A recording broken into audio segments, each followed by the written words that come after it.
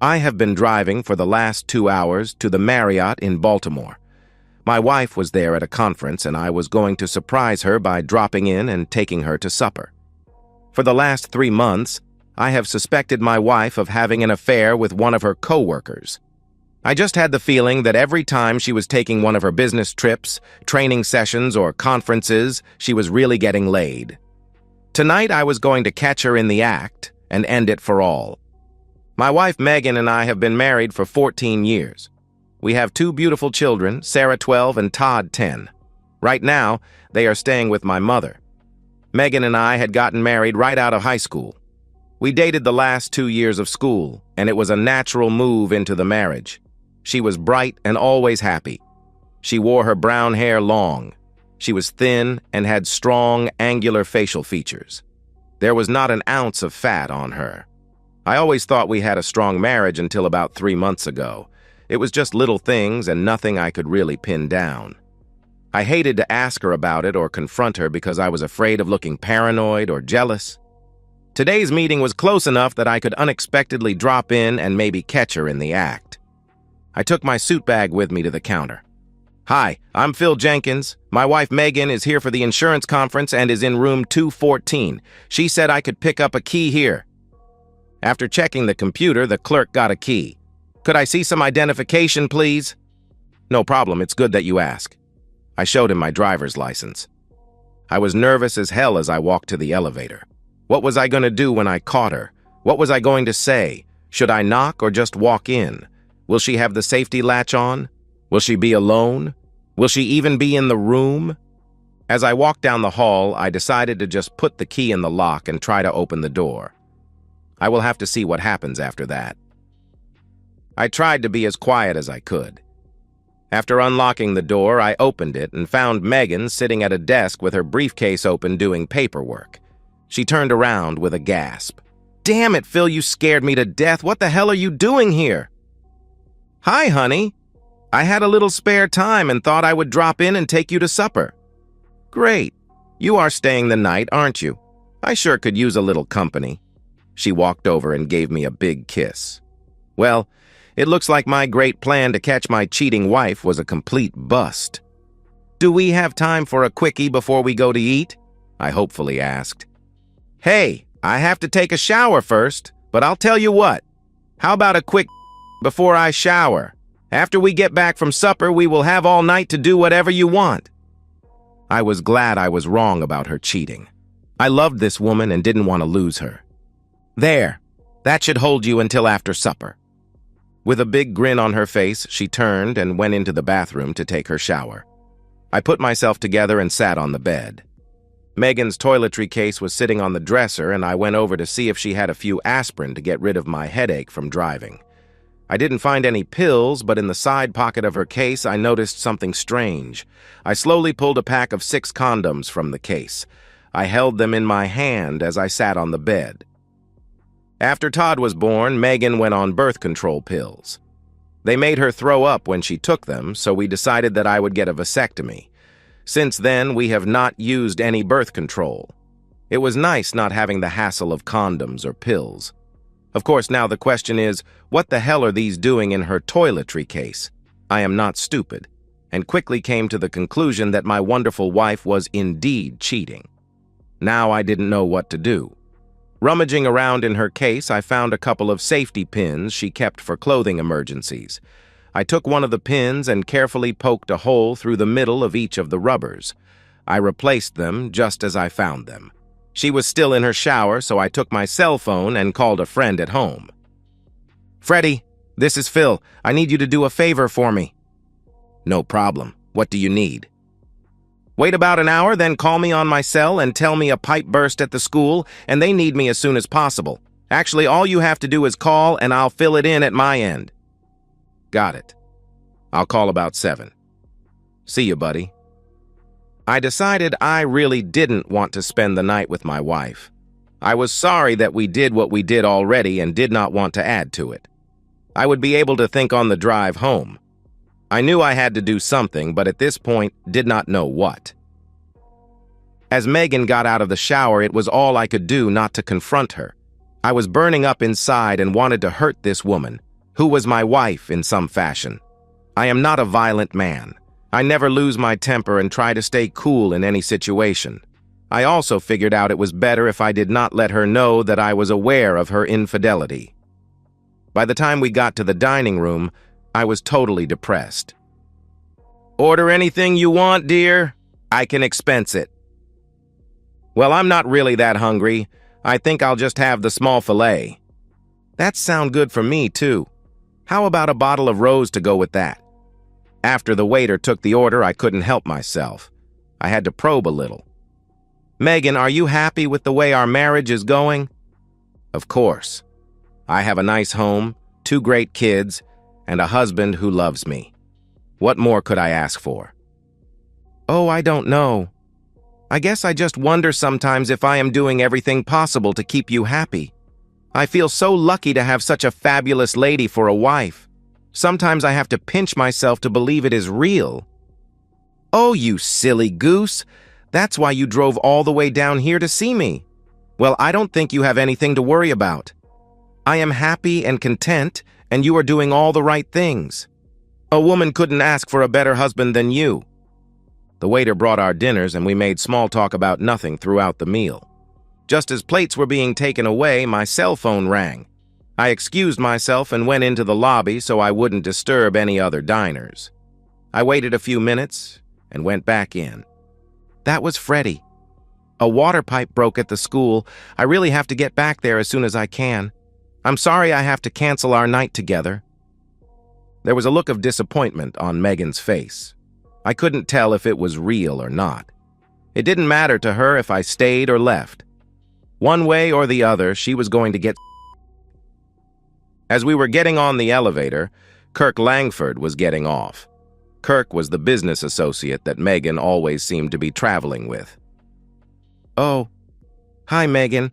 I stopped by the room to see if you wanted to get some supper, but there was no answer. I see why now." He held out his hand. "Kirk Langford, and you must be Phil. Megan talks about you all the time." Phil came down for the night, but an emergency came up and he has to go back. Guess I'll have to sleep alone again tonight. It was hard shaking hands and feigning a nice smile. As we were riding up in the elevator, I had to bring up the subject again that was eating at me. "Megan, I would really like you to quit your job, and also I would feel better if you were not working with Kirk. We discussed it before, and it is important to me."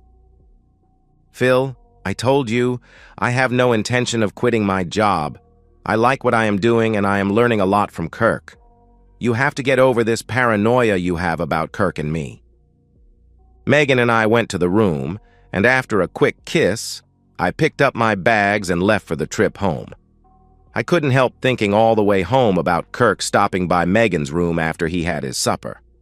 By the time I arrived at the house, I was a basket case. I have begun to hate my wife for what she was doing to me.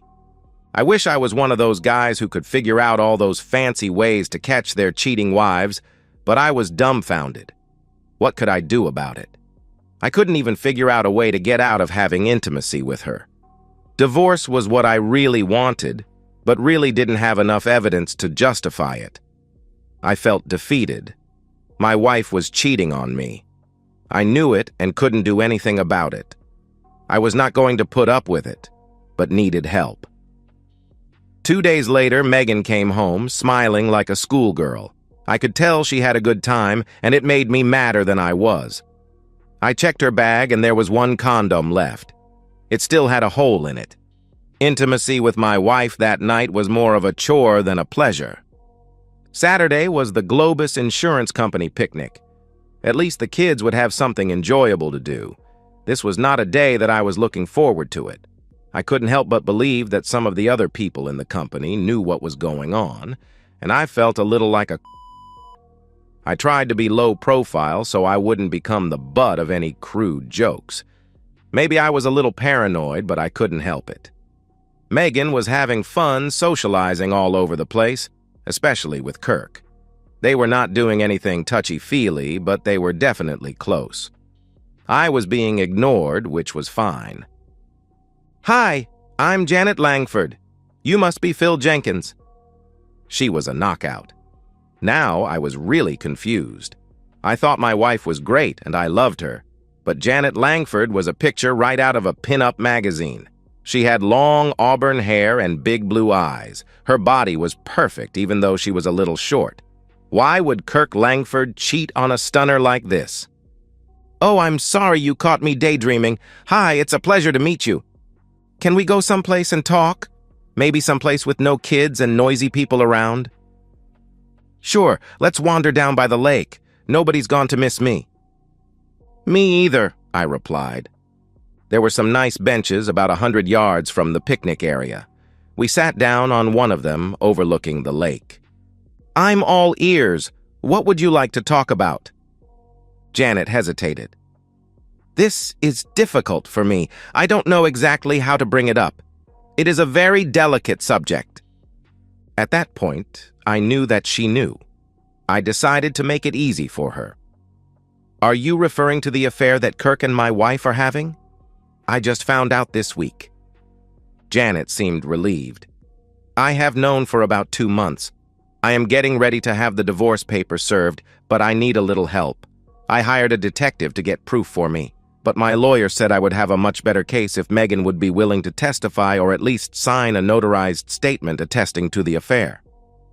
"What do you mean by proof?" I asked. "I have photos and taped phone conversations. I wasn't able to get any videos yet, but the photos are pretty good. I also have times and dates. I can try and help. I am not sure how, but I can work on it. Do you think your lawyer could help me with the same divorce papers using some of your evidence? I would really appreciate it because I don't have anything for proof at all. I am also suing Globus.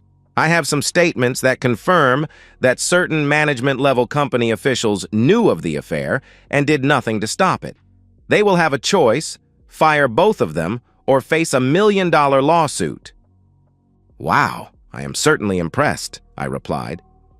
"Kirk is playing golf tomorrow morning. Can you come over to the house about mid-morning? He should be gone till late afternoon. I can show you what I have, and we can figure out if there is anything we can do. I live at 206 Hemlock Avenue in Crestmont." "Okay, it's a date. Not really a date, but you know what I mean." We both laughed a little. I felt comfortable with her. We walked back up to the picnic area. No one ever missed us. I felt a lot better about things. Maybe this whole mess could be resolved. I sure hope so. As I expected the next morning, Megan told me she had some shopping to do and would be gone for a couple of hours. After she left, I dropped the kids off at my mom's and headed over to Crestmont. Janet met me at the door and we went into the den. There was a nice leather couch, and on the table in front of it was a large computer monitor. On the screen was a picture of an empty motel room. She motioned me to sit down. "I have beer, soda, and wine. What would you like?" "Regular soda is fine, Pepsi if you have it." "You have my attention, Janet. Care to tell me what is going on?" "Well, in a few minutes, we are going to watch my dear husband play a round of golf, live and in full color. I hope you won't be too upset, but I think you are going to recognize his caddy." "How the hell did you arrange this?" "It cost me $1,400 to get everything in place for this. It better be worth it. Of course, Kirk is going to pay for it. I am guessing it will last about 2 hours, so get comfortable. I have popcorn and nachos to help us pass the time. By the way, I will be getting a DVD of the whole session and will gladly give you a copy. I don't really want to see this, but on the other hand, I wouldn't miss it for the world. Let the show begin." We made small talk for about 20 minutes. She showed me the information she had collected about the affair. I was amazed at the photos, tapes, and documents she had collected. I was also crushed because now I knew for sure what Megan was doing. I was surprised to learn that Janet had 3 large koi ponds in the backyard. I was hoping to get a chance to see them and asked if I could bring the children over sometime. She seemed pleased that I was interested and said she would love to have them come by. About that time, there was some action on the monitor. As Janet had predicted, Kirk and Megan walked into the room and immediately started to undress. There was no small talk and no foreplay. They just stripped down and jumped on the bed. The video was great, but the sound was a little garbled. It didn't matter because the picture was the important part. I felt a little uncomfortable sitting on a couch with a stranger watching my wife and her husband having intimacy. "Wow, you don't see like that very often," Janet commented. I smiled but didn't know what to say as a reply. In fact, I didn't know what to say at all. "Janet, I hate to interrupt the show, but do we have to see all of this?" "I take it that this is something you don't want to watch," Janet replied. "Not really. To be honest with you, I find observing my wife having intimacy with another man to be a little unpleasant, and I feel a little uncomfortable watching it with you sitting aside of me." "Well, the whole thing is being recorded, and that is all we really need for the lawyers. We don't have to watch it. I can't say I was getting any enjoyment out of it. The plot seems to be pretty predictable anyhow. Are you going to go home or what?" "Well, actually, I was hoping you could show me your koi ponds.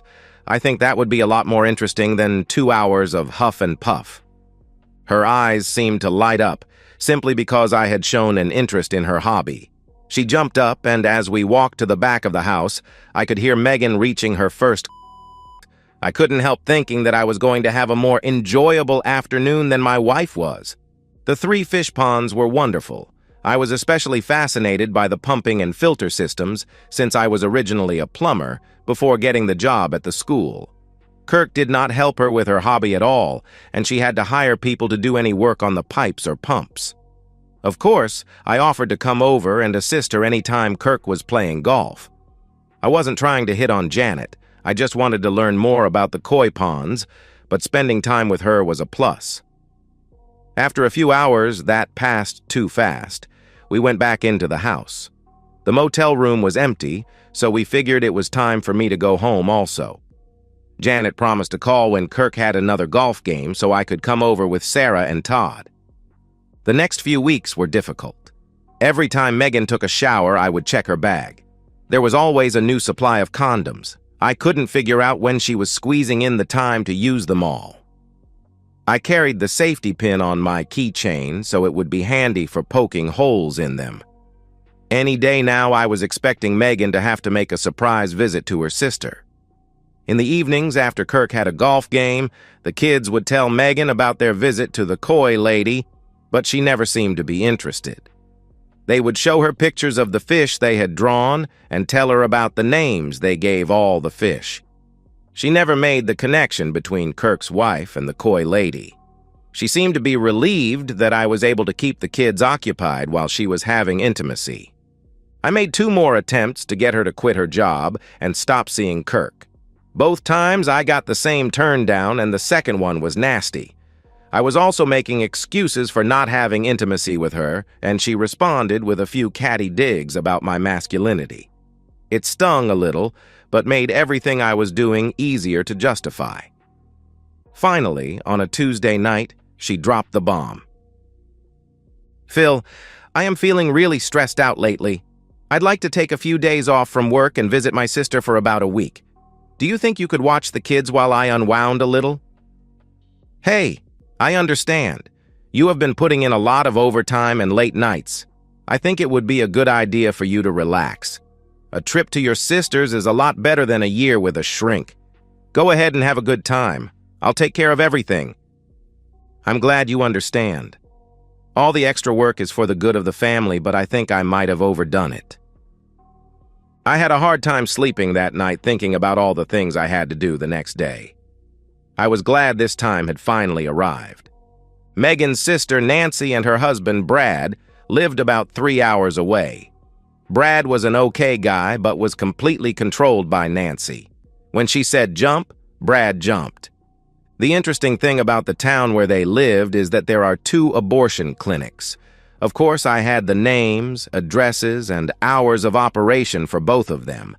I had even familiarized myself with the terms of an agreement that were required for service at each of them. They both required a 2-day cooling-off period. That meant that the soonest that Megan could have a procedure scheduled was Friday, assuming her first appointment was on Wednesday. I figured she would try and get it all done as soon as possible, so she would have a few days to recover before coming home. That gave me about a day and a half to get my plans laid out. No problem. After Megan took off on her rest and recuperation trip, I started setting things up. I had to explain to my folks what was going on. It was difficult for me to admit that I had failed as a husband, but they understood and offered their support. The kids enjoyed staying with them, and Dad's truck would come in handy for moving Megan's things out. The lawyer would have all the paperwork ready for me to pick up on Thursday morning. Janet's paperwork was also ready, and she was planning on serving Kirk the same time I served Megan. The only problem I had was that I felt I should give Megan one last chance to make things right. I didn't hold out much hope, however. Dad and I stayed busy the rest of the day packing Megan's things. Thursday morning, after a 3-hour drive, I arrived at the first clinic. It was a strikeout. That left only one more. It was called the Family Planning Center. I approached the receptionist with as much confidence as I could muster. "Hi, my name is Phil Jenkins. My wife Megan said I had to come in and sign a consensual agreement form." "What kind of form?" she asked. "I am sorry. I don't know the exact name of it, but apparently it is a form that states that I understand everything that is going on, and I am in agreement with it and will not sue or anything like that." "Hold on a minute. That was Megan Jenkins, right?" "Yes. Do you need identification or anything?" She shook her head no, as she clicked away on the computer for a few seconds. "Her sister signed for her, but your signature would really be better. Hold on a minute while I get the file." Jackpot. Now I just have to get through the next 2 minutes. She placed the form in front of me and asked me to sign just below Nancy's. I noticed that the actual procedure was scheduled for Friday morning at 11 a.m., and they were to be there an hour early. "Do we owe any more money on this?" I asked as I took out my checkbook and placed it on the counter. "No. Your wife paid the full amount, $800 in cash. There is nothing else due at this time." "Thanks a lot. I appreciate your help. It makes it a lot easier." You would not believe the overwhelming welcome I got when I arrived at Nancy and Brad's place. It was so phony, it was actually funny. Megan started out, "Phil, this is a wonderful surprise. What are you doing here?" "Well, Mom and Dad wanted to keep the kids for a few days, so I took some sick leave and decided to pop in on you guys. I guess you could say I needed to unwind a little too." The room was sort of quiet. I could see the wheels spinning in everyone's head. I put them on the spot, and now they had to wiggle out of it. I saw Nancy nod to Brad to join her in the kitchen. Megan was making small talk about nothing in particular. After a few minutes, Brad came back into the room. "Phil, I got a great idea. I can get off work tomorrow, and I'll borrow my buddy Jack's bass boat. We can get out of here early and spend the day on the lake. That way we won't be bothering the ladies. How does that sound, buddy?" "Sounds great to me, Brad. A day drifting on the lake will make all my worries disappear. See if Jack can go with us." "Okay, I'll get everything set up." Everyone looked relieved at the way things worked out. We had an uneventful supper and sat around the rest of the evening chatting about nothing. There was no intimacy that night, of course, because Megan didn't want her sister to hear. Bright and early the next morning, Jack was out front with the boat. Brad was making lunch in the kitchen and filling the cooler with beer. We chatted around a bit while we were loading the truck and the boat. "Aren't you getting into the truck?" Brad asked as I stood by the passenger's door. "No, Brad. I decided not to go. I suggest that you make a day of it because I don't think you are going to want to face Nancy for the next few hours." Brad spent about 5 minutes arguing with me about going or not going until I finally had to get nasty with him. After a couple of well-placed swear words and a few physical threats, Jack and Brad took off. I went into the house and poured myself a cup of coffee. I found Nancy's cell and turned it off. Then I picked up the landline and gave my dad a call. He was always up early. Dad and I talked for about 2 hours. The call waiting tone chimed in about 6 times during our chat. Brad must have been trying to get through to Nancy for about 2 hours and then gave up. I heard Nancy and Megan getting up, so I said goodbye to my father and got ready for the fireworks. I cleared out the missed calls on the landline phone and turned Nancy's cell phone back on. In less than 2 hours, Megan and Nancy had to be at the family planning center. In about 5 minutes, I was going to be face-to-face with two pissed-off Spitfires. I drank up the first pot of coffee, so I made a new pot for my loving wife and her sister. "Phil, what the hell are you doing here?" Megan gasped. "I didn't feel like going fishing, so I decided to just hang around with you guys today. I thought we could go to some nice places for lunch together. I have to go back tonight, so I didn't want to spend the day with Brad and Jack in a stinky boat." No, that won't work. Nancy and I have some stuff planned for today. We would rather go by ourselves. I can go out with you anytime, but I only get to see Nancy a couple times a year. Hell, you're going to be here all week, Megan. I think you can give me at least half a day since I drove all the way down here. You have the whole rest of the week to do your girly stuff with your sister. Nancy picked up her cell phone and went out of the room, hitting the speed dial on the way. Megan was sitting in the kitchen chair, slumped over as if she had just been hit by a truck. We could hear Nancy screaming at Brad over the phone like he had just committed the crime of the century. I felt sorry for the guy, but he married her. "Phil, I don't want to get nasty about this, but Nancy and I really don't want you tagging along today. We have our whole day laid out, and it doesn't include you." "Okay. Tell me what you have planned for today, and I'll decide. If I don't like it, I'll keep myself busy some other way.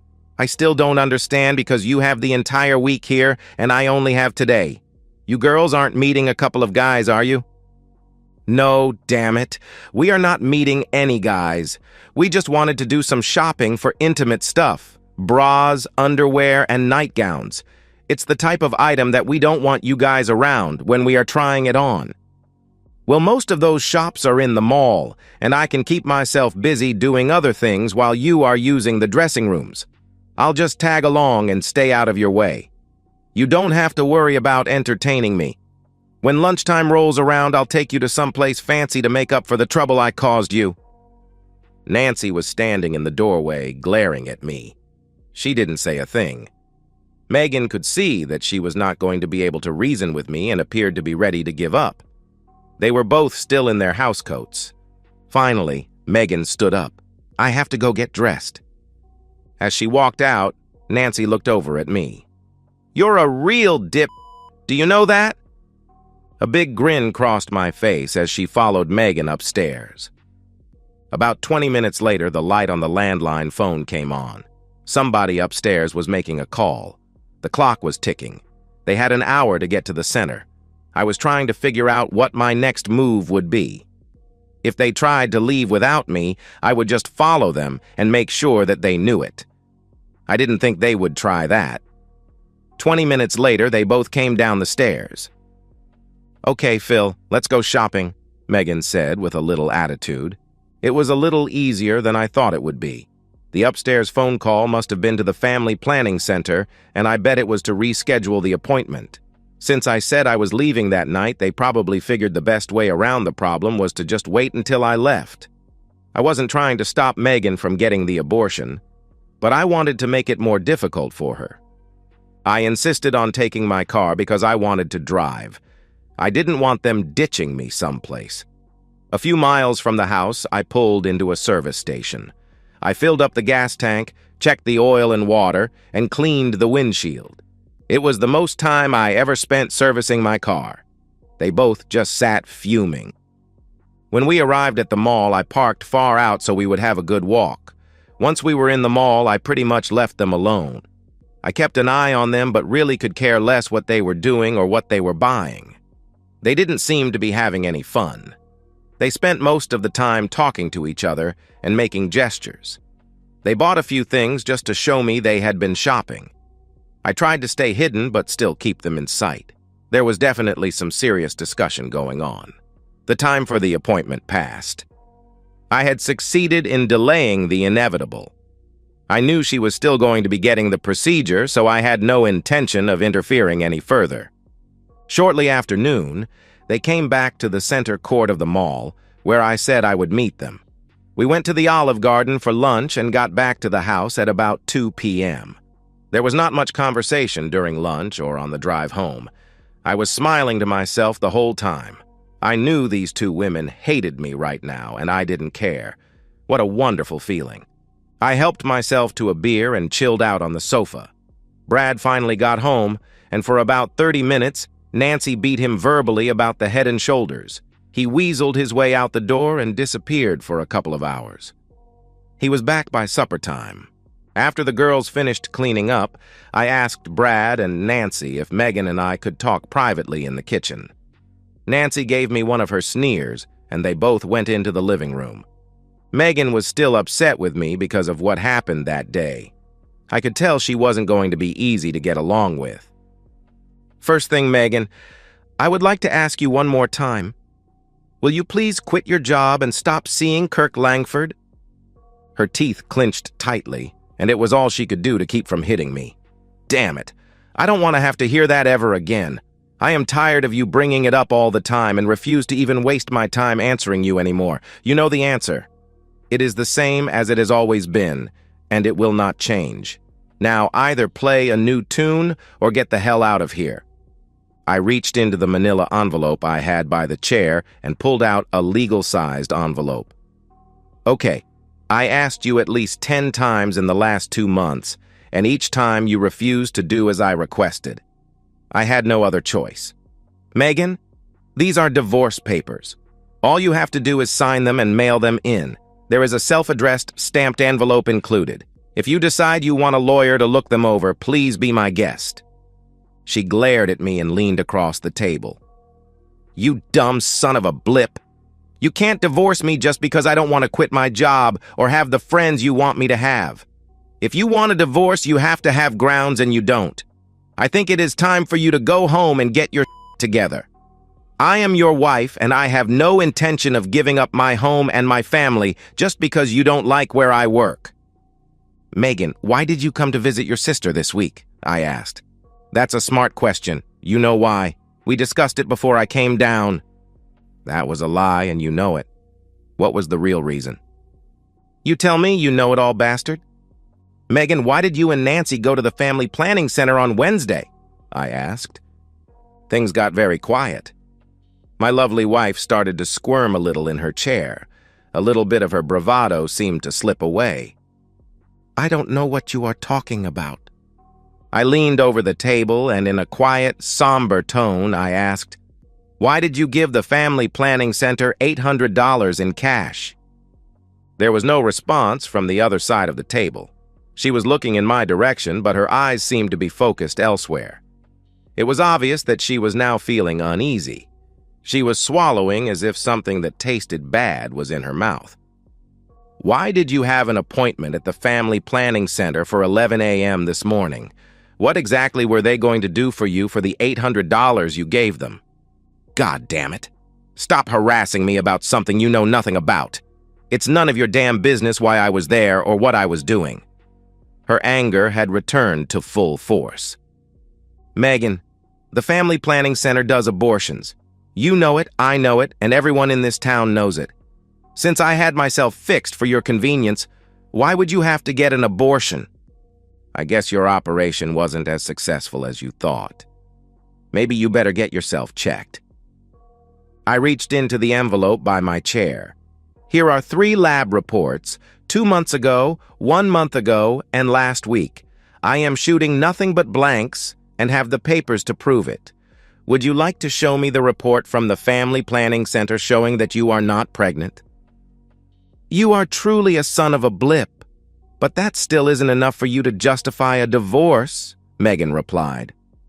Why the hell don't you just admit that you and Kirk Langford were having an affair for the last 6 months and get it over with? We both know what was going on, and you still won't own up to it.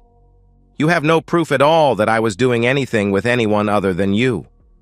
I really don't want to sit here any longer and listen to you ranting about something that never happened. You never had intimacy with Kirk Langford? I asked. No, damn it. I am your wife and only had intimacy with you. Then how the heck did you get pregnant? I asked. She was biting her lip hard. There was no way she could answer that question without incriminating herself. I reached into my trusty manila envelope and brought out a stack of photos. I put 6 pictures of Megan Kirk on the table. Did you have intimacy with him? There was no answer as I placed another 6 pictures of them in various positions on the table. Stop it, damn it. Just stop it. I get the point. You have been spying on me. You are a damn sneaky son of a blip. Do you know that? If you knew something was going on, why didn't you just stop it like a man? No, you just slither around and take pictures like some sort of pervert. You make me sick with your wimpy complaining. Just then, my cell phone rang. Hi, Dad. Okay, 10 minutes would be fine. Thanks for the call. As I hung up the phone, she blurted in. What was that all about? My dad is bringing your stuff here to Nancy's place. He should arrive in about 10 minutes. The locks have been changed on our house. If there is anything that we forgot to pack, let me know and I will get it down to you. She just sat there, not speaking. Here is the title to your car. I signed it over to you. In this envelope is half of the money in the bank accounts, about $1,200. I have arranged for you to have visitation rights with the kids once a week. I am willing to allow an overnight stay every month if you are willing to make a statement attesting to the affair and have it notarized. Oh, by the way, I also have a DVD I didn't get to show you. It is from the May 10th visit you and Kirk made to the Scandia Motel. It's 2 hours long and shows the two of you doing everything that is in those pictures. As I picked up the photos, I said, I didn't take any of these. I really didn't care what you were doing. I just didn't like being taken for a fool. Last of all, I would like you to have this memento of our love. I took the safety pin off my keychain and slid it across the table. What the hell is this? Megan asked. That is the pin I used to poke little holes in all your condoms for the last 2 months. Did you know you used 48 rubbers in the last 2 weeks alone? Good old Kirk was getting more intimacy than I ever dreamed of getting. He sure is a lucky guy. You miserable little weasel. That is the most despicable thing I ever heard of. You really are a bastard, Megan replied. No, dear, the most despicable thing is having intimacy with someone that you are not married to. I may be a bastard, but you are truly a cheating woman. Sorry, I have to run. Dad just pulled up in the driveway. By the way, just in case you didn't notice, you never said you were sorry and you never apologized for what you did. I don't think you deserve to be married to me. Goodbye, Megan. Enjoy your abortion Monday. She finally started crying as I walked out of the room. Nancy ran in to comfort her, and Brad followed me out on the front porch. What the hell are you doing, man? Brad blurted out as he grabbed my arm. You two have been married for 14 years. You can't just throw that all away over a misunderstanding. Misunderstanding? Brad, why did my wife come down to visit you and Nancy? He looked at his feet for a few seconds as if he was thinking. Sorry, Phil, let me help you unload the truck. We had the truck unloaded in about 10 minutes. Megan was wailing the whole time in the kitchen. I didn't know what she was crying about, and to be honest, I really didn't care. Kirk and Megan were both fired from Globus the next week. Megan refused to sign an affidavit. The lawyer said he had a strong enough case without it. I didn't hear from my loving wife at all after that night. She did not come to see the children. They didn't seem to mind because they were forming a good bond with Janet. We spent a lot of time together as a family mostly. There was no intimacy or even talk of it. We were not going to do anything that might jeopardize the divorce. The kids and I were learning a lot about Coy and having a great time doing it. At last, after 4 months, both divorces were final. Megan never fought hers, but Kirk went down kicking and screaming. He lost the house and all the investments and ended up having to pay a large monthly alimony payment. A few days before Christmas, Megan came to the house with presents for the kids.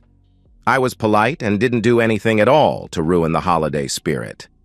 She stayed for about 2 hours and then left as quietly as she came. Nothing was said between us about the divorce or the affair. I put the house up for sale, and 2 months later we moved in with Janet.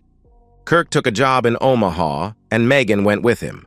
4 months later, Kirk disappeared and didn't tell her where he was going. Megan moved back in with Nancy after Brad left for a job on the Alaskan pipeline. 2 months later, Nancy received divorce papers in the mail. I am sure that the two sisters are good company for each other. Janet and I are comfortable with each other. She adores the kids, and they feel the same way about her. We are planning on getting married in June and spending every moment we can practicing for the honeymoon. And so, we've reached the end of today's story. Was it what you expected, or did it take a twist you didn't see coming? I'm curious to hear your thoughts. Share them in the comments below, and let's get a conversation going. If this story kept you hooked, make sure to hit that like button. And if you're new here or just haven't subscribed yet, now's the perfect time to join our community. I bring you fresh, captivating stories every day, so click that subscribe button and turn on notifications so you never miss out. Thanks for watching, and I'll see you in the next one.